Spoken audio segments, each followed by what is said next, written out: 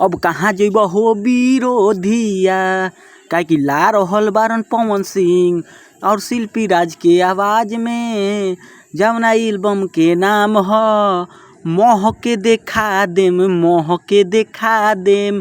तो अब कहाँ जइब लोगिन हो, काहे कि बहुत जल्द आ रहल बा पवन सिंह के गाना, बहुत ही बलास, जवना के अंदाजा हम नइखी लगा सकत कि कैसन गाना बा ई। तो आप सब जरूर अंदाजा लगा के बताई कमेंट में कि गाना कौना प्रकार के होई और कैसन होई, काहे कि पोस्टर ही देख के लाग रहल बा कि बहुत ही धमाल मचाई। तो आप सब जरूर कमेंट में करी कि गाना कैसन बा, कौना टाइप के बा। मोह के देखा देम जौन की गीत लिखले बारन विजय चौहान।